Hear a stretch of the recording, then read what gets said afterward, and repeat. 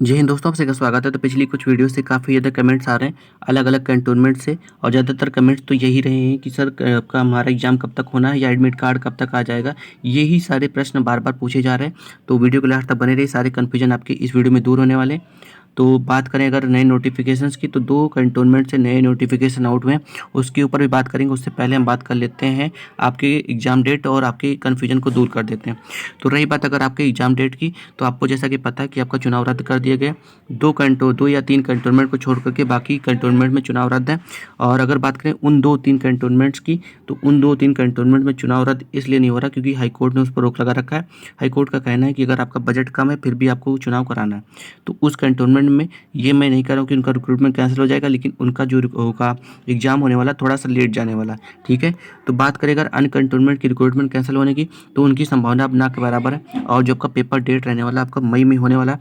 15 मई के बाद से आपका पेपर स्टार्ट हो जाएगा, तो इसके लिए निश्चित रहें। और इसके पहले की वीडियो मैंने जो आरटीआई से रिलेटेड बना रखी थी, वो वीडियो केवल उन बच्चों के लिए थी जिनका रिक्रूटमेंट कैंसिल हो गया, जैसे मेरठ हो गया, बरेली, या जिन भी पोस्ट के लिए कैंटोनमेंट रिक्रूटमेंट कैंसिल करा केवल उनके लिए था, और वहाँ से आप जानकारी ले सकते हैं। इसके अतिरिक्त अगर आपको कोई विशेष जानकारी चाहिए, ठीक है, अपने कैंटोनमेंट से रिलेटेड, तो आप अपनी ऑफिशियल साइट पर जाकर के वहाँ पर जो नंबर होता है उस पर कॉल करके अपनी जानकारी ले सकते हैं। बाकी मैं तो आपको अपडेट कर ही रहा हूँ, और अपनी तैयारी को बनाए रखें। मान लीजिए अगर आप इस कंपटीशन में फॉर्म नहीं फिल किए होते, तो आप किसी अन्य कंपटीशन में फॉर्म फिल किए होते, तो आप उसी को सोच करके आपको सकारात्मक भावना से आपको तैयारी बनाए रखने। बाकी मैंने आपको प्रीवियस ईयर पेपर तो उपलब्ध करा ही रखा, तो आप उससे तैयारी करते रहें। ठीक है, सकारात्मक रहें, क्योंकि अगर आप नकारात्मक हो जाते हैं तो आधा कंपटीशन तो आधे बच्चे का ऐसे ही कम हो जाने वाला। तो ये समझ लीजिए कि आपका कंपटीशन काफ़ी कम हो गया है। हालांकि थोड़ा सा समय लग रहा है, ठीक है, ये तो है कि आपका थोड़ा सा समय लग रहा है, लेकिन आपको निराश बिल्कुल नहीं होना, अपनी तैयारी को बिल्कुल बनाए रखना है। और नए नोटिफिकेशन की ओर चलिए बढ़ते हैं। तो अगर आपको किसी भी प्रीवियस ईयर पेपर से रिलेटेड या किसी भी जानकारी चाहिए, तो प्लीज़ कमेंट मेंशन कर दें। हालांकि बहुत सारे बच्चों का विभिन्न कैंटोनमेंट से आ रहा था, तो टोटल 52 कैंटोनमेंट्स हैं, तो अलग अलग कैंटोनमेंट के लिए अलग अलग वीडियो बनाना थोड़ा सा संभव नहीं हो पाता है। ठीक है, तो जैसे देवलाली, दिल्ली, अयोध्या, फतेहगढ़, ज़्यादातर जो कमेंट्स आ रहे हैं वो कानपुर, जबलपुर, औरंगाबाद, झांसी, ठीक है, इन कैंटोनमेंट से ज़्यादातर मैसेज आ रहे हैं, तो मैं इन कैंटोनमेंट पर विशेष ध्यान दे रहा हूँ। तो आपको परेशानी होने की जरूरत नहीं, जैसे ही कोई अपडेट आता है आपको तुरंत उपलब्ध कराया जाएगा। ठीक है, और जिन कैंटोनमेंट्स में ऑफिशियल साइट पे कुछ भी दिखा नहीं रहा है, ठीक, आपके एग्जाम से रिलेटेड, उनको भी मैं आपको उपलब्ध कराऊंगा। ठीक है, कुछ चीज़ें आपकी ऑफिशियल साइट पर नहीं अपलोड की जाती है, उसको भी मैं किसी तरीके से आपको अफोर्ड करके आपको उपलब्ध कराऊंगा। तो चलिए नोटिफिकेशन की ओर बढ़ते हैं। ठीक है, तो एक बार और मैं आपसे बता देता हूँ कि आपको सकारात्मक बिल्कुल नहीं होना, अपनी तैयारी को बनाए रखना है।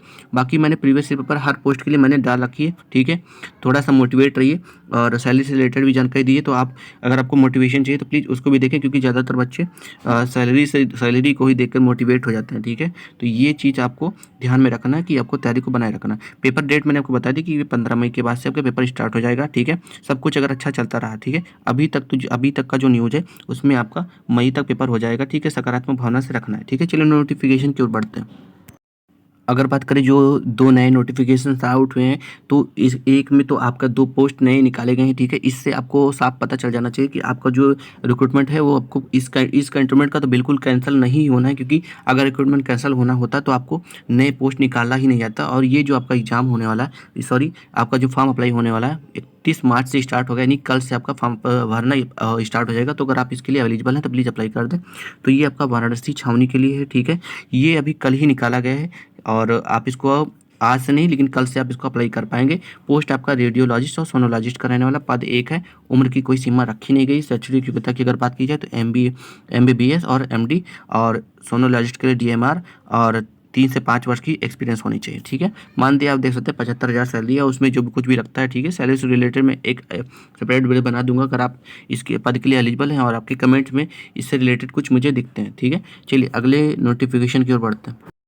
तो अगला जो नोटिफिकेशन आपका रहने वाला वो स्टाफ नर्स से रिलेटेड है। तो अगर आप जो भी व्यक्ति यहाँ पर अगर कमेंट में हैं, ठीक है, स्टाफ नर्स से रिलेटेड है, प्लीज़ यहाँ कमेंट में ज़रूर बताएं कि आप स्टाफ नर्स से रिलेटेड है, तो मैं आपको ये PDF ज़रूर उपलब्ध करा पाऊँगा। ये आंसर की है, और ये आपका केरला पब्लिक सर्विस कमीशन का है। ठीक है, 21 मार्च को हुआ था। तो आपको बता दी, आपकी जानकारी बता दी, स्टाफ नर्स का पेपर लगभग सेम होने वाला है, तो आपको यहाँ से कुछ ना कुछ सीखने को ही मिलने वाला है। तो आप कमेंट में अगर मेंशन करेंगे तो आपको टेलीग्राम चैनल पर ये आपको PDF उपलब्ध करा दिया जाएगा। ठीक है, तो आप देख सकते सकते हैं, पूरा पेपर आपको दे रखा है विद आंसर, ठीक है। ये आंसर की आपका आज या कल ही में आउट हुआ है, ठीक है। पेपर आपका 21 मार्च को था।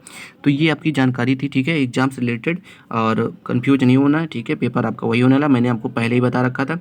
कल वाली ये जो वीडियो थी आरटीआई की, तो काफ़ी बच्चे उसमें कंफ्यूज हो गए थे और ये कहने लगे थे कि सर आप सारे कंटोनमेंट्स का आप एग्जाम कैंसिल करा रहे हैं। तो मैं आपके जानकारी बता दूं, वो वीडियो केवल उन बच्चों के लिए था जिनका रिक्रूटमेंट कैंसिल हो गया है, ठीक है।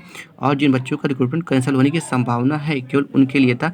तो आपको उसको पॉजिटिवली लेना, निगेटिवली नहीं लेना है, ठीक है। तो आज की वीडियो में इतना ही था। मिलता है नेक्स्ट वीडियो में, तो प्लीज़ चैनल को सब्सक्राइब कर लीजिए, वीडियो को लाइक कर दिए।